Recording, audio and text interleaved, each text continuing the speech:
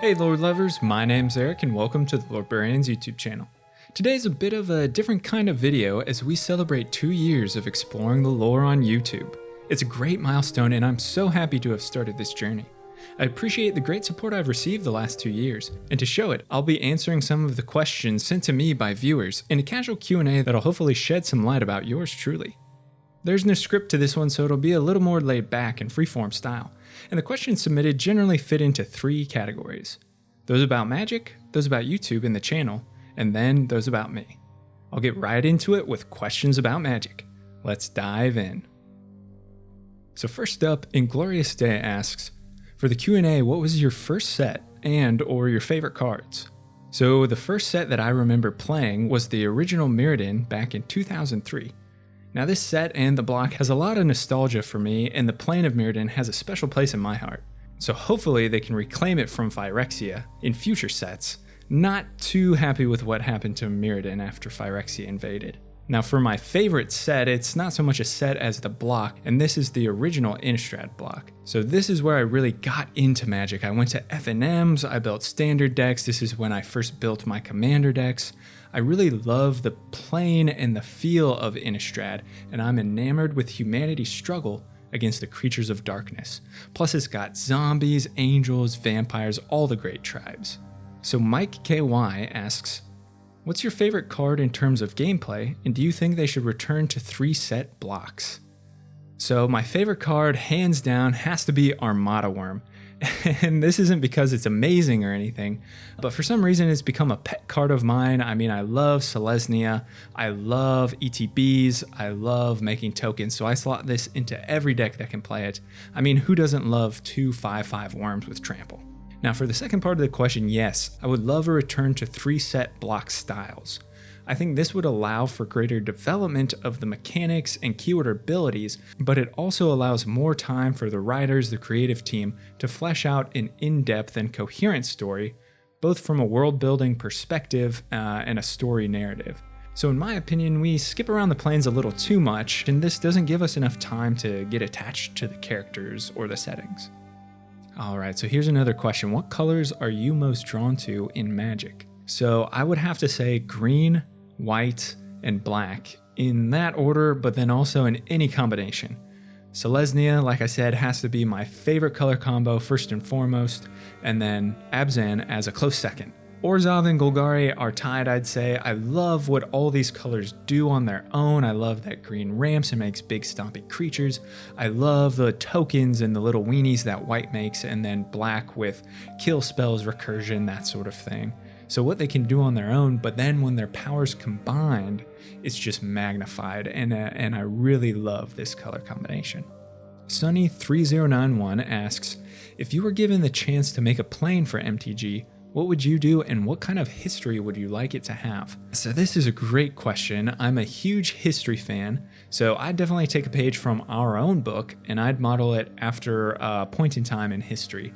I think a Roman-inspired set or plane has been teased in a couple of cards. I think that would be really cool to see fleshed out in future sets, fleshed out from a world-building perspective. I think the Roman Legion or this empire up against marauding Vandals, barbarians, and then other rivals across maybe a sea or an ocean would be awesome to see. A grand Colosseum, of course, for fighting, and then maybe perhaps a specific tribe for each of these different cultural groups in Roman history. All these different cultures intermingling and fighting each other. Maybe a set that showcases the early expansion and the formation of the empire, and then another that shows its inevitable demise. But I think Roman history would be really cool to visit. So Mike Wagner says, my question is, what item in the lore, large or small, hooked you into it so much that you ended up developing a series 30,000 people enjoy? So I would have to say flavor text for this one. I love flavor text. I think it offers us tiny glimpses into the planes that we visit that really fills them with life and fleshes out deep stories. I used to have a knack for memorizing flavor text just by skimming through cards or going through Gather or Scryfall. This was a little party trick I'd share with my friends whenever we got together around the table. I'd guess what cards they had after they read the flavor text. But I really think flavor text hits it on the nail. I think it provides, a tiny little flash story or short story that really makes you feel like you belong or you're traveling through these planes. The Swordsman asks, for my question, which color or color combination has the best lore out of all the colors in my opinion? So this one's a little bit of a tough choice. I think all colors have some really good lore.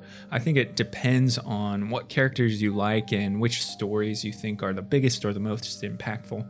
So I think maybe blue is pretty high up there. Of course, blue has Urza. Blue also has Nicol Bolas.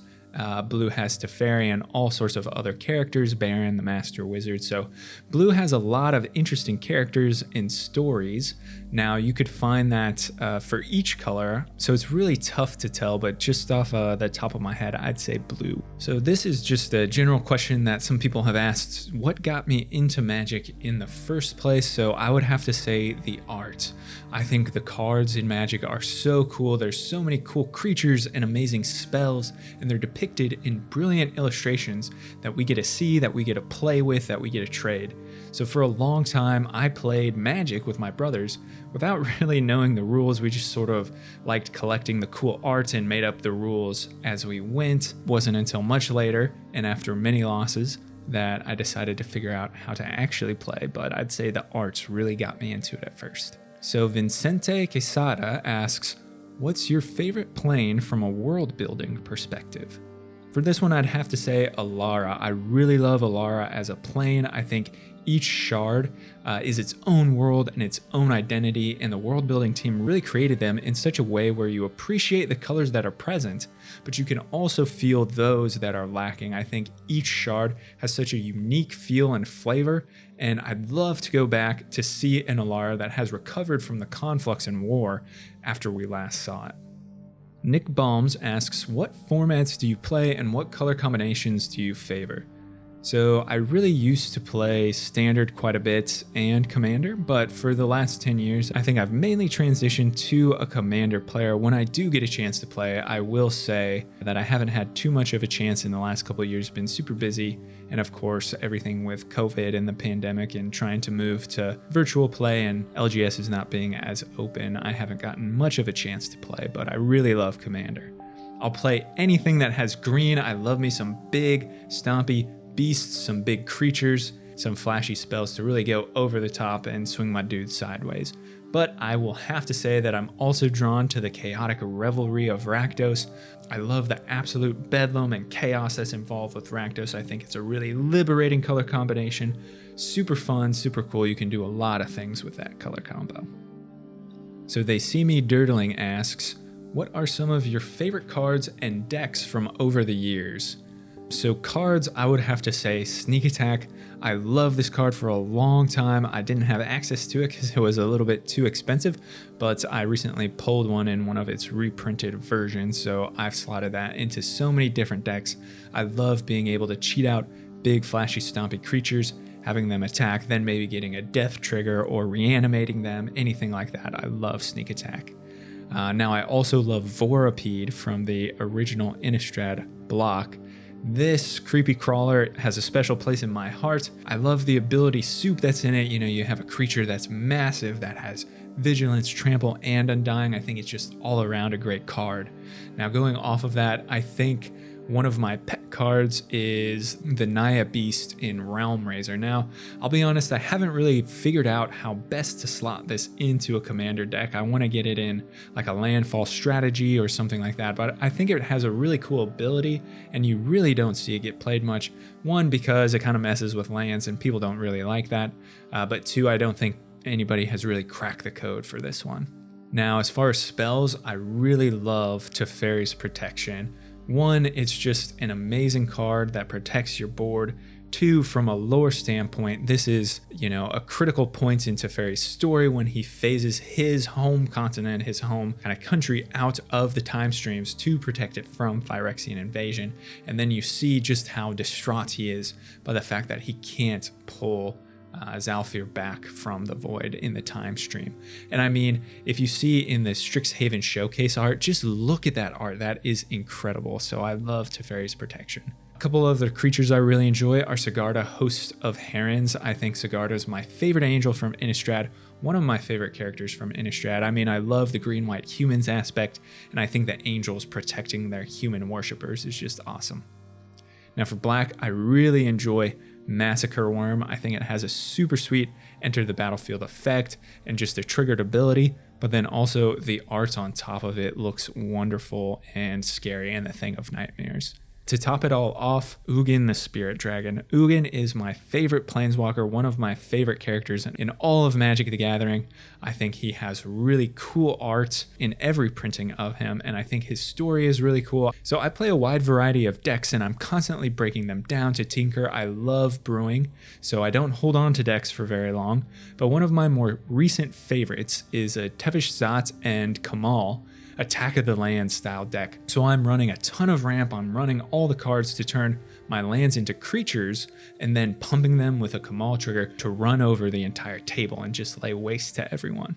So another question is, what are your favorite kinds of decks to play or your favorite formats?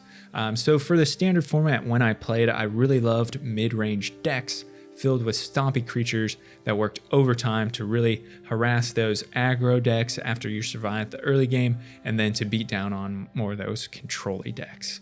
Now for Commander, like I said, I'm a brewer, so I make dozens and dozens of decks, but never keep them very long. I really am a fan of the self-imposed restrictions or combinations that are off the beaten path. Right now, I'm working on a Dragons deck without the color red. I have a mono white +1/+1 counters. I have an Izzet Veyran Voltron deck instead of a Spellslinger deck. So any deck that really kind of goes against the grain or goes against the norm, I'm a fan of. Another question here is, are there any decks, cards, or archetypes that you detest? Stacks. I appreciate the deck strategy and archetype, but for me, just let me have fun. Just let the table have fun. I show up to play some Magic, not just get thwarted in all of my plans. All right, do you play at an LGS with a play group, compete in what used to be higher stakes events like GPs, or do you play Arena or MTGO? So mainly I play around the kitchen table with friends and family. Like I said, I haven't really made it out to any LGSs since COVID, since the pandemic. Played a couple times over Spell Table with some friends, but nothing too much. So if anyone is interested in slinging some spells, definitely hit me up in the comments. I'd love to play and scratch that Commander itch. Who are some of your favorite MTG artists? I think this is a great question. For me, Chris Ron. I love what he can do with lighting and with cloudscapes. I think he has some of the best art, some of the most amazing illustrations. And to top it off, a lot of the creatures and cards that he illustrates for are actually pretty good, so you get to use them. Also, Wiley Beckert. She's a very unique and interesting style. I love the bizarre shapes and watercolor feel that she has. Also, Raymond Swanland. Like I said, Ugin is my favorite planeswalker, and he probably wouldn't be my favorite if it wasn't for him and Chris Ron just making brilliant, beautiful illustrations for such a cool and powerful planeswalker. And then also Jason Chan. He's done art for many powerful cards, and I love his style. It's clean, elegant, and graceful, but with the potential for force and for action. From a lands perspective, I love Adam Paquette and John Avon. I think they help me connect with what each plane actually looks like and helps me know what it would feel like to walk through them. Now, going off of this, there's a question. Do you have any favorite MTG prints hanging at home or on playmats? So the scroll of the history of Benalia is sitting right behind me as we speak. I have a signed copy of Shared Summons by Aaron Miller up in my little reading nook, and a copy of Brilliant Restoration by Wiley Beckert is going to be on its way here in May. Albert Fare asks, what are your 3 top MTG planes from your perspective in world design and why? So number one, Alara, like I said, it's one of my favorite planes. I think it's perfectly balanced and designed to showcase what each world is like without having access to the two colors of mana, and then how they all come together in the conflux in explosive combat. Now I also love Lorwyn and Shadowmoor, so the tribes were really fleshed out into their own culture and community, their own identities. I loved the 4-set 2-block style idea that they had, and how the world changed completely with the Great Aurora that passed through and really transformed everybody into complete opposites. Now third, I'd have to say Ravnica. This is a fan favorite. There's so much to love here. I mean, you have 10 guilds, you have great 2-color combinations that really represent their colors. You also have rich stories that have been expanded upon, been told through 3 different visits to the plane. There's so many cool characters, and I love the feel of a plane-wide city. So another question also, are there any planes that are especially disappointing to you in having a kernel of greatness but not having been developed to fulfill the potential? So for me, this is Ixalan. Not that it was a complete disappointment from a lore perspective, I'm just so enamored with Ixalan that I really want them to return so we can learn more. I think a set in which we explore the eastern continent of Torrazon would be quite interesting. It's not likely, but if they visited the past during the Apostacene War and subsequent rise of vampires in the Legion of Dusk, I think that'd be really cool to look at, to flesh out. A very cool space for interesting stories to develop, with humans fighting humans and then eventually humans fighting vampires. Also, I'd love to see an Alara before the Sundering. Alright, here are a few questions about YouTube and about the channel. So Jacksonos, for the Q&A, how do you condense the stories from the MTG pages for your videos, and or how do you research for your lore videos, like the history of the planes? So this is a great question. It's a lot of work for sure, but I usually start with the MTG wiki pages for a particular character or topic or plane. I'll go through all of the references listed in the bottom of the page, pulling up all the links to stories and pages. I'll then cross-reference with the MTG timeline and gather more info on other things that are transpiring as we focus on this particular story. Then I'll go over to Scryfall, go through all the advanced filters, all the searches, go for sets, relevant art, flavor text, all these sorts of things that focus on characters or stories that really help flesh out the tale that we're telling.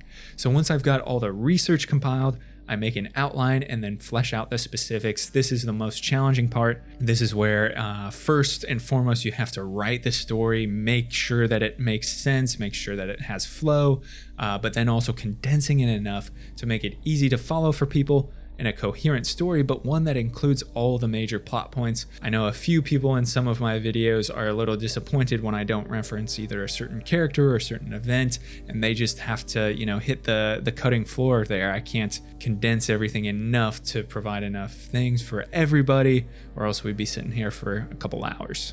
So Kryther asks, what motivated you to start the whole YouTube experience? So I love writing stories and I love telling them. I'm a huge history nerd and a fantasy nerd. The lore of games, books, movies, anything, you name it, it's all very similar to real life history. And I love delving into the unknown, going off the beaten path, uncovering the truth and discovering the clues left throughout a world that really breathe life into it. So I started the channel out of my passion for that, and to share everything I've learned with those who are also interested, but maybe don't have the time or aren't interested as much into delving deep into it, so I can just provide a quick summary, a synopsis, as a starting off point for them if they want to explore deeper. How long does it take to research for a video? So this depends on the type of video and how in-depth I need to go, but anywhere from 3 to 10 hours of dedicated research goes into each video. This includes all of the research that I mentioned before, and then also typing things out, fleshing things out. The Plain Explained and Study In series videos take a little less time, as their format is more of an overview of a few different things, more of a starting off point, a way to get people interested and engaged at a surface level. The most challenging are the MTG stories, which showcase a single character in detail. These are the stories like Karn, like Niv Mizzet, Liliana, and Nicol Bolas that really take, an hour of me talking, an hour and a half of me talking, and before that, behind the scenes, That's where I really spend many, many hours researching, making sure I'm going through everything with a fine-tooth comb, that I don't forget any details, that I'm able to present this information to you guys in an engaging way. How do you fit into your personal schedule the whole research, writing, editing stuff? So this is a tough one, but first I would have to say commitment to a schedule. You have to be committed. You have to show up all the time. I can't let myself get distracted too easily. You know, it's easy to have the phone next to you, to have maybe books, magic cards, things like that next to you while you're trying to write or research or record. And if you can set aside dedicated time where you can't be bothered, where you close the door and really focus, razor focus, you can achieve a lot, but you have to make sure you set aside that time. So since I have a full-time day job, I wake up early in the mornings to work. I get up at about 4:30. So this is where most of the research and some of the writing takes place. Now, most of the big effort for me comes on the weekends. There's no sleeping in for me on the weekends, so it's a tough balance, but I drink a ton of tea. Not a huge coffee guy, so that caffeine punch has to come from tea, but I have a whole pot and a half brewed each morning. Have you ever felt overwhelmed by the commitment or discouraged by negative comments? This is another great question. And of course, it was a bigger issue earlier in the channel's life for me when there wasn't too much growth or too many views. I was always questioning myself, like, should I keep going? What's the point? I'm not getting enough views. I feel like I'm putting in tons of hours, tons of work, and I'm not seeing the results. But I had to kind of quiet that section of my mind. I adopted the mindset of creation for its own sake. So I made this channel because I love what I do. I love compiling and researching and telling stories. And it's a great hobby, a great pastime for me. So I'm entitled to the work I put into it and the joy I get out from making the videos, but I'm not entitled to the success that the videos do or don't have. I think this is an important mindset to have in any sort of content creation space or sphere where you have your own work out in public, out in front of people. Make sure that you don't get too far down the rabbit hole of trying to appease everybody, trying to make everybody happy. Here's another good question. So which MTG Lorebrarians video are you the most proud of and why? I don't think this will come at too much of a surprise for people who are familiar with the channel, but I would have to say the rise and fall of Nicol Bolas. So not only is this the most successful video that I've put out, it was also my first attempt at daring to try a new idea. It was the first video I made that was this long, that was this kind of really extensive, expansive format, focusing on a single character story all throughout the timeline. So this was essentially a movie, it's an hour and a half long, covering the entire story of one of Magic the Gathering's most iconic characters. I tried a ton of new things and spent a lot of time researching, writing, editing. So I would say that this is the one I'm most proud of. Of course, there are things I'd love to change, you know, going back, looking at it, things that I've improved upon just with the YouTube game in general, but I'm proud of the work. Now, outside of Magic the Gathering, I'm also very happy with my World of Horizon Explained videos. Again, this was another risky new project with a ton of moving parts and things I've never attempted to do before. I had to record a lot of gameplay. I had to go and edit all the raw footage into these little snippets that I could use for video. I worked with more effects that I wasn't too familiar with in my editing sphere. This one hasn't received as much attention by a long shot, but I spent a ton of hours lining up the perfect shots in game and editing them into a comprehensive video, so I'm really proud of this one. Do you hope to make content creation your full-time career?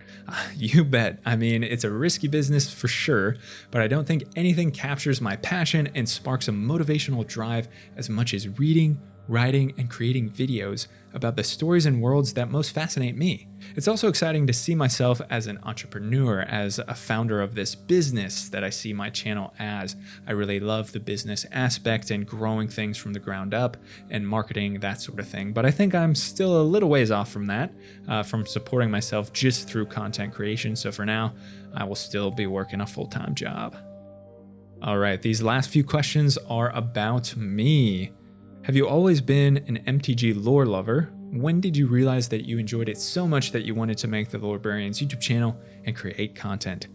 So I've always loved lore. I've always loved the stories that exist in fictional worlds, from books and movies to video games, card games, and even board games. I've always been fascinated with the whole world building process and with the research that goes behind to figure out the hidden truths of a fictional world. It took a long time to realize that my passion was one I wanted to share with others, but I launched the channel to not only educate in an entertaining way, but to share these rich stories with others so they too could fully appreciate their hobbies. I love connecting people with their hobbies, with their passions, really engaging them with these great stories that people have created. What are some of your favorite movies, TV shows, or book series? Anything that you've gotten into lore-wise as much as magic? So for movies, I would say Star Wars. I'm a huge Star Wars nerd, a huge Star Wars fan, so I love the Star Wars universe. I think what they're doing now is really cool, where we're expanding and exploring many different stories. It's tough for me to keep up for sure, but I would say Star Wars is one of my favorites. Now for book series, I would have to say The Stormlight Archive by Brandon Sanderson, and really just a lot of his work. I think the Mistborn series was really cool too. I love what he does with world building, with magic, with characters and stories. He really creates these worlds that are bizarre and strange, but you understand how they work, and they really want you to delve deeper and figure out things and how everything connects. So I'm excited to see what will happen with the Cosmere. So that's the universe where all of his stories actually are tied together, and I would love to explore that in the future. What's your day job in addition to making Lorebrarians content?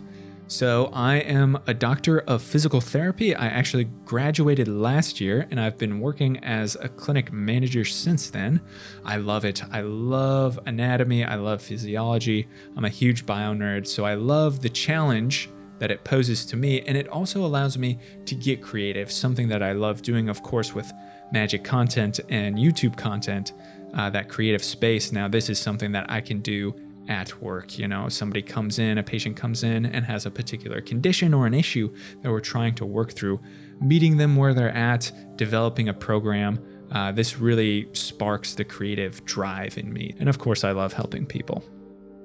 Do you follow any sports or have any sports teams that you root for? So I am a huge soccer fan. I love watching the Premier League. I love watching MLS here in the States. My girlfriend and I follow Crystal Palace, so don't ask me why she likes them. I think she just really loves their color combination and their mascot. And of course, whatever she likes, I'll be happy to watch. I like their fighting spirit, and their team is really fun and engaging to see on the pitch. So we watch the Premier League every weekend morning, get the coffee going, get the tea going, throw some eggs on the skillets, and watch some soccer. Which languages do you know and speak? English first and foremost, but right now I am learning Turkish. I'm actually a second generation Turkish American, so all the family on my mom's side, they know Turkish, they speak Turkish, and I really want to engage with them. So right now, wish me luck. I am practicing Turkish. Hopefully I can get there and, and share my progress with you guys in the future. What is your most beloved food, and do you like to cook? All right, so this is a tough one. I love so many different foods, but in general, I like the spice. So Thai, Indian, Mid-Eastern, Mexican, anything like that that has really good flavors, really good spice. I love the kick, but not so much that I can't taste what I'm eating. So it definitely has to have a nice balance. And of course, I love cooking. It's something that I share with my girlfriend. We love to cook meals on the weekends. We also are huge bakers. I love to be in the kitchen, baking up all sorts of treats, goodies, that sort of thing. And it really makes the apartment smell so much better. Of course, we love watching the Great British Bake Off. All right, thank you all so much for listening and watching the 2-year Q&A with yours truly. I really appreciate all the questions I was sent. I hope you enjoyed this video, and I'm going to turn some of these onto you guys. So let me know in the comments what your favorite colors in Magic are, which cards are your pet cards, and which decks or formats do you play. And I hope that I can continue to deliver great content for you all in the years to come. A huge shout out to my patrons for making all of this possible. I really couldn't do it without their support. If you'd like to become a lore luminary for access to me, scripts, video drops a day early, and other cool perks, head over to patreon.com/Lorebrarians to learn more. Until next time, go forth and explore the lore.